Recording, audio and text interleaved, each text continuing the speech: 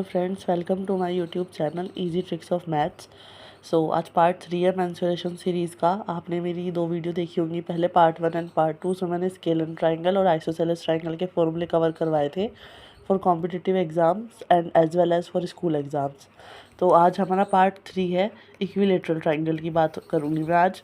तो equilateral triangle आप सभी को पता है कौन से होते हैं, जिनकी तीनों साइड्स इक्वल होती हैं। तीनों साइड्स मीन्स अगर यहाँ पर ए है तो यहाँ भी ए एंड यहाँ भी ए, मीन्स ए इक्वल टू अगर 3 है तो ये वाली साइड भी हमारी 3 है, ये वाली भी 3 है एंड ये वाली भी 3 है। ये सभी को पता होगा कि जिसकी तीनों साइड्स एंड तीनों एंगल्स इक्वल होते हैं, एक एंगल 60 डिग्री का, दूसरा भी और तीसरा भी, तो उसे हम क्या कहते हैं, हम उसे इक्विलेटरल ट्राइंगल कहते हैं। तो इतना आप सभी को नॉलेज होगी, नॉलेज में होगा, नहीं होगा तो अब आप समझ लीजिए कि वो होते हैं इक्विलेटरल ट्राइंगल जिसकी तीनों साइड्स इक्वल होती है एंड तीनों एंगल्स भी इक्वल होते हैं। अब हम इसके कुछ फॉर्मूलेस देखेंगे। देखिए फ्रेंड्स, पैरीमीटर क्या होता है 3a। 3a आपको पता ही है। पैरीमीटर का क्या मतलब होता है, अगर हमारे पास कोई ट्राइंगल है और उसकी साइड है ए, तो तीनों साइड्स को प्लस कर देंगे, a+a+a क्या आ जाएगा 3a। Then area of triangle होता है, इक्विलेटरल ट्राइंगल की बात हो रही है यहाँ पे, कि यहाँ पे जितने भी इक्विलेटरल ट्राइंगल बनेंगे उन सबका एरिया होता है √3/4a²। ये आप नोट कर सकते हो। देन हाइट, अगर हमें पूछा जाए कि इक्विलेटरल ट्राइंगल की हाइट बताइए क्या होती है, तो वो होती है √3a/2। ठीक है, √3a/2। ये आपको फॉर्मूलेज याद कर लेने हैं, ये आपने स्कूल में भी सीखे होंगे। अगर नहीं सीखे हैं तो अब आप ध्यान रखिएगा। देन अगर मान लीजिए इक्विलेटरल ट्राइंगल के अंदर कोई सर्कल आ जाता है, कोई सर्कल इसके अंदर बैठा हुआ है, तो हम कैसे एरिया निकालेंगे या फिर हम क्या करेंगे। वहाँ पे जो रेडियस होती है, एरिया तो हम इस वाले फॉर्मूले से निकाल लेंगे इक्विलेटरल ट्राइंगल का, लेकिन हमें यहाँ पे इसकी रेडियस कैसे पता चलेगी। तो जो इसकी रेडियस का फॉर्मूला होता है वो होता है a/2√3।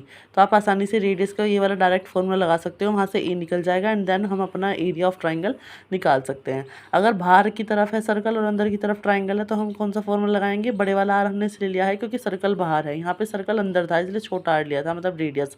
यहाँ भी ये रेडियस है लेकिन बड़ी है क्योंकि ट्राइंगल अंदर है एंड सर्कल बाहर है। तो इसका फॉर्मूला होता है a/√3। ठीक है, ये सारे फॉर्मूले आप इसके स्क्रीनशॉट ले लीजिए या फिर आप इनको अच्छे से लर्न कर लीजिएगा, नोट कर लीजिएगा। अब कभी कभी वो रेशियो पूछ लेता है फ्रेंड्स कि अगर मान लीजिए इक्विलेटरल ट्राइंगल है और उसमें रेडियस दी हुई है।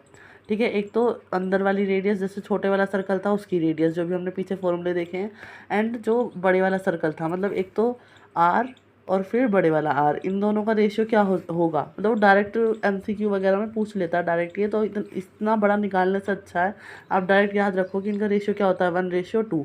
अगर कैसा है ये आप याद रखिएगा, हमने भी पीछे फॉर्मूले लिखे हैं। इसका क्या होता था a/2√3, इसका होता था a/√3। √3 से √3 कैंसिल, a से a कैंसिल, ये 1/2, ये 1/1, तो रेशियो कितना आ जाएगा 1:2। देन देखिए यहाँ पे अगर सर्कल का एरिया और आउटर सर्कल का एरिया पूछता है, मतलब यहाँ पे तो वो किसकी रेडियस की बात कर रहा था, यहाँ पे वो एरिया की बात कर रहा है। अगर वो एरिया पूछता है अंदर वाले सर्कल का और बाहर वाले सर्कल के रेशियो पूछता है उन दोनों का, तो उसका रेशियो आप टिप्स पर याद रखिएगा 1:4।